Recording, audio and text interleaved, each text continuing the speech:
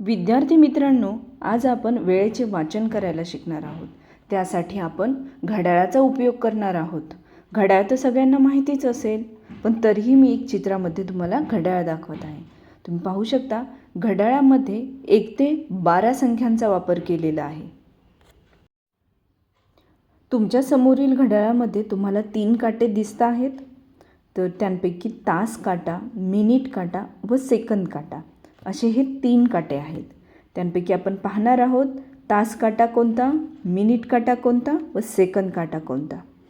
तर विद्यार्थी मित्रांनो, हा जो लहान काटा आहे त्याला आपण तास काटा असे म्हणतो व हा मोठा काटा आहे त्याला आपण मिनिट काटा असे म्हणतो आणि लाल रंगाचा जो आहे त्याला आपण सेकंद काटा असे म्हणतो. विद्यार्थी मित्रांनो, तुमच्या घरातील भिंतीवरही असे घड्याळ लावले असेल. चला तर पहा, मग त्यामध्ये 3 काटे दिसत आहेत का? आता सगळ्यांना प्रश्न पडला असेल, घड्याळाचे काटे कोणत्या दिशेने फिरत असतात? तर तुम्ही पाहू शकता, चित्रात दाखवलेल्या बाणांप्रमाणे घड्याळाचे काटे फिरत असतात. आता आपण पाहणार आहोत घड्याळात किती वाजले हे कसं ओळखायचं. विद्यार्थी मित्रांनो, हा जो मिनिट काटा आहे हा 12वर आहे आणि तास काटा ज्या संख्येवर आहे तेवढे वाजले असं म्हणतात. तर बघा तुम्ही, आपला मिनिट काटा 12वर आहे आणि तास काटा 3वर आहे. म्हणजे आता किती वाजले आहेत? 3. जर हा तास काटा आपला 5वर असता तर किती वाजले असते? 5. म्हणजे हे पहा, हा तास काटा आपला इथे आला असता तर किती वाजले असते? 5. आता तसेच आपण 8 वाजले हे कसे सांगू? आपला तास काटा कुठे जाईल? 8वर आणि मिनिट काटा आहे तिथेच 12वर राहील. म्हणजे किती वाजले? 8 वाजले.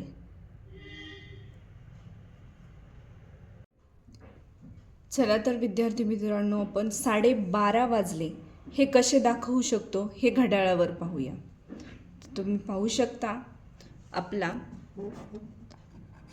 जो तास काटा आहे तो 12 व 1च्या मध्ये असेल आणि मिनिट काटा आपला 6वर असेल. तर आपण इथे किती वाजलेत असं म्हणू शकतो? 12:30.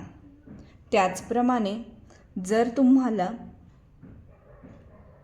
5:30 वाजलेत हे दाखवायचं असेल घड्याळात, तर तुमचा तास काटा कुठे असेल? 5:30 वाजलेत हे जर घड्याळात दाखवायचं असेल तुम्हाला, तर तुमचा तास काटा 5 व 6च्या मध्ये असेल.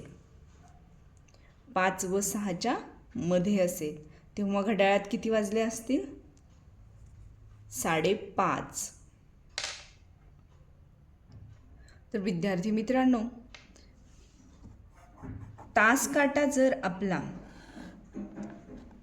1 व 2च्या मध्ये आहे आणि मिनिट काटा जर 6वर आहे तर घड्याळात किती वाजले असतील? सांगा चला.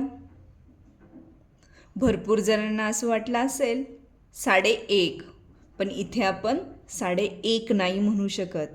इथे आपण किती म्हणणार? 1:30 वाजला. किती वाजले? 1:30 वाजला किंवा 1:30 झाले असं म्हणू शकतो. त्याचप्रमाणे जर आपला हा तास काटा 2 व 3च्या मध्ये आहे, तर 2 व 3च्या मध्ये आहे तर घड्याळात किती वाजले असतील? सांगा बरं. आता प्रत्येकजण विचार करत आहे 2:30. नाही, इथेही तसंच आहे. 2:30 वाजले किंवा 2:30 झाले. इथे घड्याळ वाजताना तुम्ही काय म्हणाल? 2:30 झाले किंवा 2:30 वाजले. आता पाहूया आपण 3:30 वाजले हे कसं दाखवाल? तास काटा 3 आणि 4च्या मध्ये असेल आणि मिनिट काटा 6वर असेल, तर इथे किती वाजलेले असतील? 3:30. विद्यार्थी मित्रांनो, आता आपण 1:15 वाजले किंवा 4:15 वाजले हे कसं दाखवणार घड्याळात ते पाहूया. तुम्ही घड्याळात पाहू शकता तास काटा आपला 1च्या थोडासा पुढे आहे व मिनिट काटा 3वर आहे. तर इथे किती वाजलेले आहेत घड्याळात? 1:15. इथे किती वाजलेले आहेत? 1:15. त्याचप्रमाणे आपल्याला घड्याळात जर 4:15 वाजलेत हे दाखवायचं असेल तर आपण कसं दाखवणार? हा तास काटा आपला 4च्या थोडंसं पुढे आलेला असेल आणि मिनिट काटा आपला 3वर असेल. तेव्हा घड्याळात किती वाजलेले असतील? 4:15. त्याचप्रमाणे 8:15 घड्याळात वाजलेत हे कसं दाखवाल? तर आपला तास काटा कितीवर येईल? 8च्या थोडंसं पुढे येईल व मिनिट काटा 3वर असेल. म्हणजे घड्याळात किती वाजलेले असतील आत्ता? 8:15.